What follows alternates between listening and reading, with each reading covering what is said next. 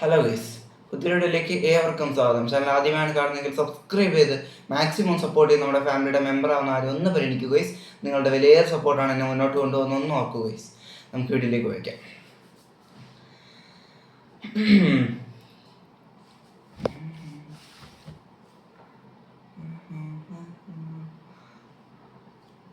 Hello, മറ്റേ Edison അല്ലേ? എഡിസണാ അല്ലണ്ണ, മറ്റേ അർജന്റീനയിലെ റിപ്പോർട്ടറുണ്ട്. എടാ ഗാസ്റ്റിൻ അടിയൂള്.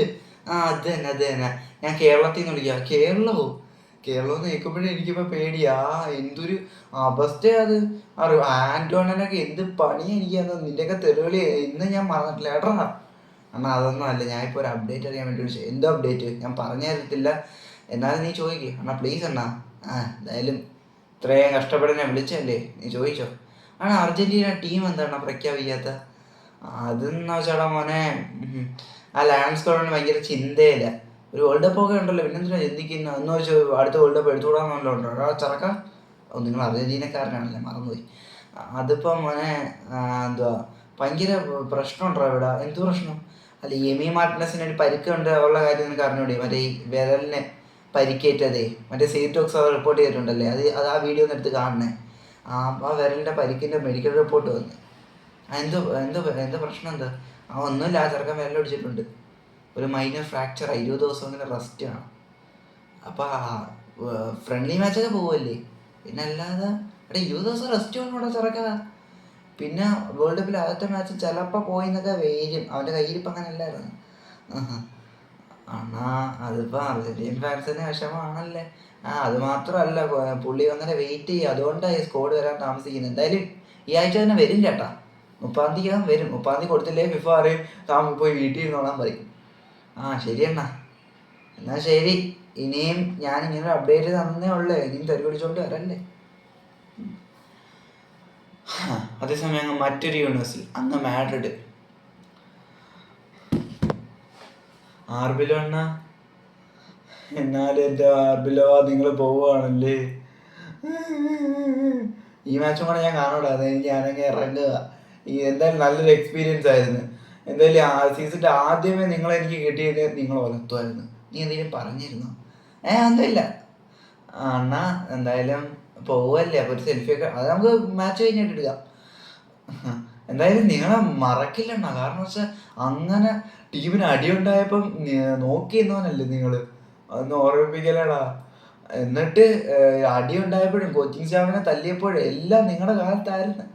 ശവത്തി കുത്തുന്ന ആളാ തെണ്ടി. എടാ എന്തുവാടാ നീ ഇങ്ങനെയൊക്കെ?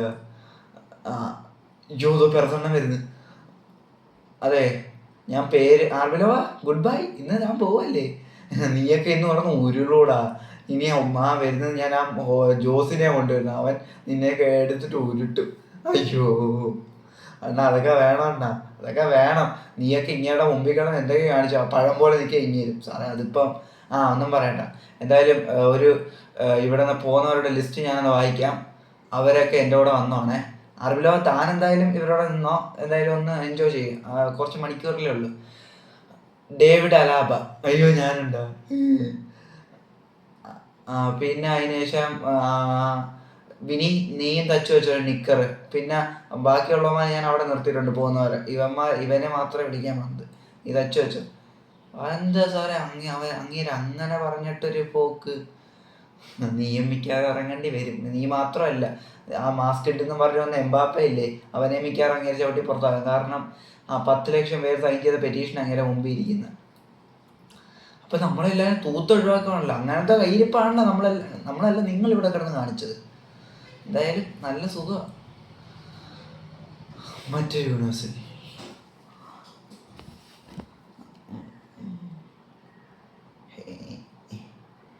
നെയ്മർ വിളിക്കുന്നു. Hello Neymar. മെസ്സി അണ്ണാ. മെസ്സി എടാ, ഞാൻ റൊണാൾഡോയും കൂടെ ഒന്ന് ആഡ് ചെയ്യാം. ഒരു മിനിറ്റ്. ആടി. നിങ്ങൾ രണ്ടുപേരും ഞാൻ വിളിച്ചതെന്ന് വെച്ചാൽ, ഇപ്പം എനിക്ക് കേരളത്തിലോട്ടൊന്ന് പോകണം. ഞാൻ പോയിരുന്ന അതൊക്കെ മുടങ്ങി ആൻറ്റോണ്ണം പണിയുന്നതാ. നീ എന്തിനാ പോന്നേ എന്ന് വെച്ചാൽ, ആയുർവേദ ചികിത്സ ഈ വേൾഡ് കപ്പിന് മുമ്പ് ഈ ഒന്നൊന്നും ഒഴിച്ച് പിടിയണമല്ല. വേൾഡ് കപ്പ് കളിക്കണ്ടേ, അപ്പം അതൊക്കെ പിന്നെ നോക്കാം. അപ്പോൾ കുറച്ച് പൈസ വേണമായിരുന്നു. രണ്ടുപേരും കൂടെ തരാമോ? എടാ ഇവിടെ ആന്റണിയിലേക്ക് ഇവിടെ കുറച്ച് ഒരു ബിസിനസിന്റെ ആവശ്യമായിട്ട് ടൈറ്റാണ്, കുറച്ച് ഇതാണ് മെസ്സി. അതേപോലെ എടാ എൻ്റെ മോന് റൊണാൾഡോ ജൂനിയറിന് കുറച്ച് പൈസയും അയാളുടെ ആവശ്യമുണ്ട്, അതുകൊണ്ട് അതും കുറച്ച് പാടാണ്. ഞാൻ ശ്രമിക്കാം. എടാ എടോ എടോ എടോ തന്നെയൊക്കെ രണ്ടിനും എനിക്ക് അറിയാളോ. എന്താണ് നീ നീ ഇങ്ങനെയൊക്കെ പറയുന്ന? എന്തുവാന്നാ എന്താന്നാ? ആ ഫോക്സിന്റെ പട്ടിക ഇപ്പൊ പുറത്തു വന്ന് 1-ാം സ്ഥാനത്ത് റോണോ 300 മില്യൺ. എവിടെ കൊണ്ട് വെക്കുന്ന മനുഷ്യ നിങ്ങള്? നിങ്ങൾക്ക് പെൺമക്കളൊന്നും വലുതായിട്ടില്ലല്ലേ, പിന്നെന്തുവാ എവിടെ കൊണ്ട് വെക്കുന്ന? അത് 235 മില്യൺ കളിക്കളത്തിനകത്തുനിന്നും ബാക്കി ഉള്ളത് കളിക്കളത്തിന് പുറത്തുനിന്നും. എന്തുവാ ഇത്? മെസ്സി, നീ എൻ്റെ ഒറ്റ സുഹൃത്തായിരുന്നു, എന്നിട്ട് നിനക്ക് 140 മില്യൺ ഉള്ള ആരും നീ പറഞ്ഞില്ല. ഫോക്സിൽ 3-ാം സ്ഥാനത്താണ് നീ ഇപ്പം. 70 മില്യൺ കളിക്കളത്തിനകത്ത് 70 മില്യൺ കളിക്കളത്തിന് പുറത്തും. കൊള്ളാടാ. എന്നിട്ട് 2 സഹായിക്കാതിരിക്കുന്ന നീക്ക് എനിക്ക് കരച്ചിൽ വരുന്നു, പക്ഷെ കണ്ണീര് വരുന്നില്ല. ഞാൻ ഇട്ടിട്ട് പോന്നു, ബൈ. പാവോടാ മെസ്സി.